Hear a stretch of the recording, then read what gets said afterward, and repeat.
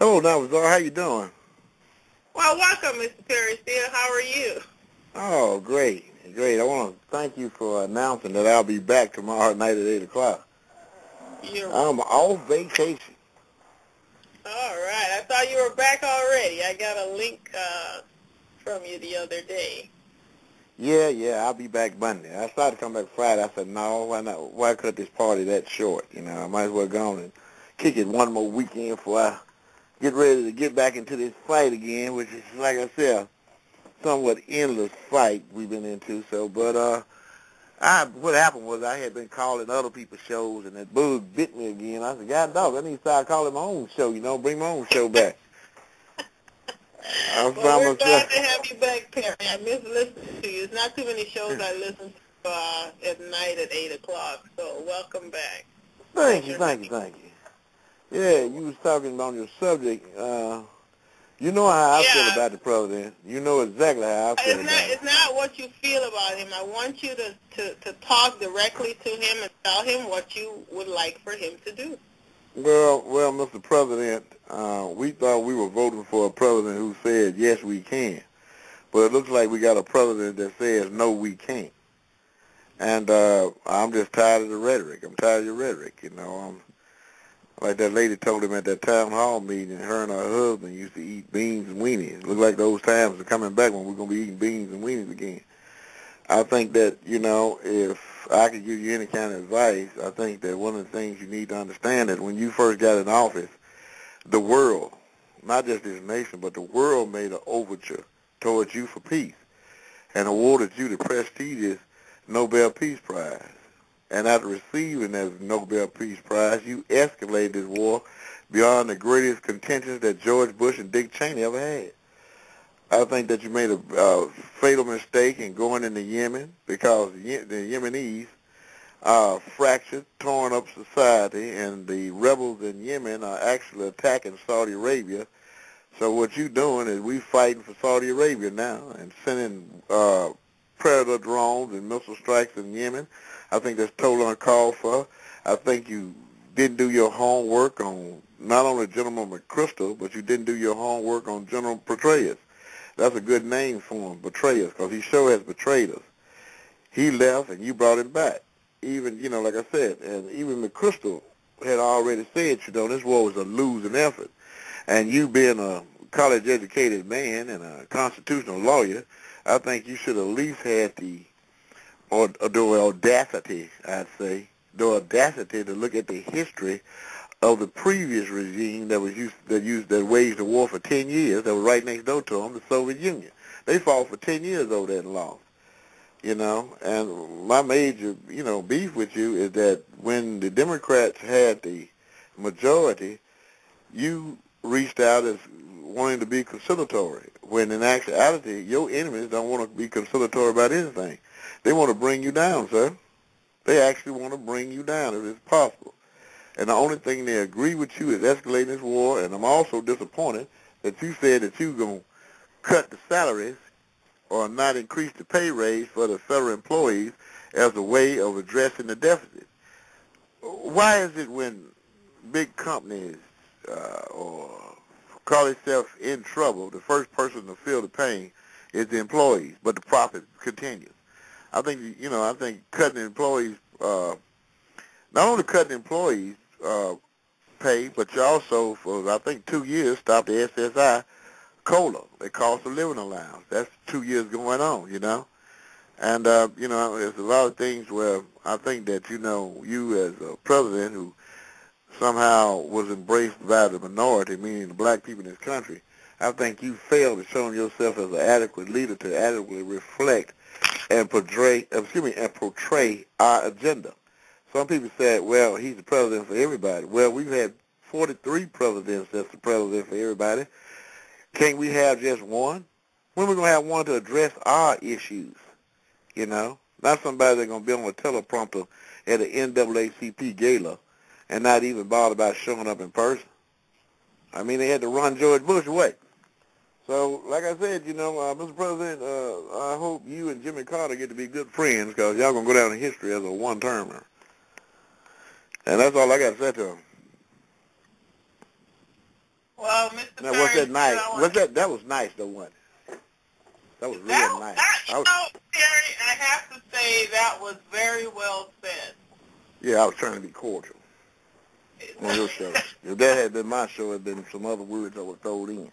No, you did a wonderful job with that. As a matter of fact, I was online today, and on my page where you can put, you can put books and pictures and stuff from Amazon or one of the links they give you on. And I pulled up one of his books that he personally wrote that has a picture and some children's picture on there, and it says, "Yes, we can" to the children. So, he made, and I agree with you, he made a promise to the children to say, "Yes, we can," And he has to live up to that. We demand that he live up to that. Right. So as he being the Chief head Executive of the Officer, United States, the leader, our leader, Mm-hmm. then when you say you're going to do something, then you have a responsibility, and we hold you in high esteem that you fulfill that responsibility and prove to us that, yes, we can. We're trying to go in the right direction. We're trying to work with you, and we expect the best from you, and we're not seeing that, and that's why we voted for you. Because right, and another thing, he let Benjamin Netanyahu, the Prime Minister of Israel, make a complete fool out of him. Benjamin Netanyahu recently acquired a pretty nice sum of United States military hardware on a promise that they would stop the expansion in the Palestinian areas, but they didn't. They reneged on that. They still going on with the expansion. They still going on with the blockade. They actually have a plan to kill these people, a mass amount of people. And I think it's totally wrong that, not what the United States can say is allied with a country that's just that brutal to a group of poor people who basically can't defend themselves against the onslaught of Israel. I think, if he had been the president that we really wanted, I think he would have been the only president we would have had with enough guts to stand up to Israel and say, no more. We're not going to keep fighting y'all wars no more. We're not going to keep fighting no more. We're not going to keep funding y'all war. That's the reason why our domestic policy and our image in the world is so tarnished, because of our undenying relationship with Israel. No matter what wrong Israel does, the United States sides with it. He just got to have enough guts to stand up to him. He really does. But he does. So he's betrayed us. Those Jews get $3 billion a year from us. They get an allowance. And every advanced weaponry they can think about they want, they got a catalog where they go and say, well, look, America, we want this, this, this, and this. And the United States capitulates and give it all to them. So another point I want to cover. Here it is. We're supposed to be fighting Iran, or thinking about fighting Iran. We in Yemen, we in Pakistan, yet the North Koreans actually committed an act of war. They bombed a sovereign country and killed some people. Now, how does that sit on the table? You can go on into Pakistan, you can go on into Yemen, but here it is, you had a country, North Korea, a country that we are technically still at war with. That is only an armistice, a ceasefire. We technically still at war with them.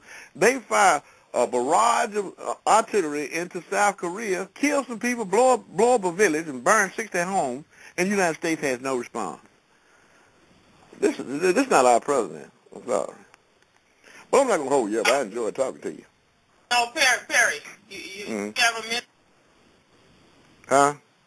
Do you have a minute? The phone keep ringing. Okay, hold on for a second. I'll call you right back. Okay, call me back, thanks. Okay, that was a great point that Mr. Perry Steele made.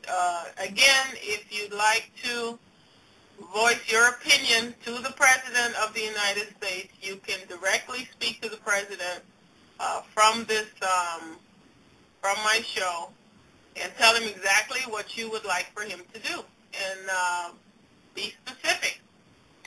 He did ran on being the people's president. We are the people, and I'm giving you an opportunity to voice your opinion. Again, he's not going to be here, but you never know who's listening, and maybe he'll get an opportunity to hear how you feel. And that's what I'm making my platform available for each and every one of us. As a matter of fact, this morning I was on my way to the store, and I was listening to Reverend Jackson's show. And that's basically how his show is. You know, he has the open lines for people to call and say how they feel, and he move on to the next caller. So I'm basically trying to do the same thing here on Blog Talk, because we don't have that airway, but we do have Blog Talk, and many people are listening. So please feel free to tell the President of the United States in a respectful way how you feel about what he's doing and what you would like for him to do. So I'd like to thank each and every one of us for being here. Brother Dave, thank you. Miss India DeClaire, my mentor, who came up with this wonderful idea. And I thought it was great again, so I'm putting it to the test to see how it works. So hopefully you like it, India. Thank you so much for being here. Kahea, Mystic, appreciate you being here. She also has a show. You can put your link in if you'd like. Ms. Perry Steele, TWI 1968, and my co-host, Mr. YJ. Thank you so much for being here. We have people that are listening on demand, streaming.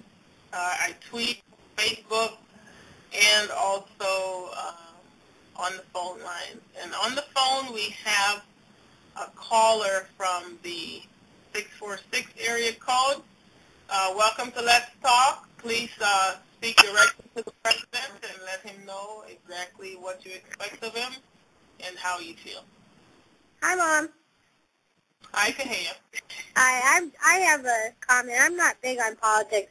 I just kind of started getting into it, you know, with Clinton, but most of my political energy has gone into Obama, and I feel like I listen to the Young Turks for my news, and because I think they're pretty fair and pretty balanced. You know, if the Republicans do something great, they mention it, you know, and if the Democrats are failing, they mention it. And one of the things that Cenk talks about, Cenk is the host, one of the things he talks about all the time is that the Democratic Party isn't, they're basically coming to a gunfight with knives, you know what I mean? And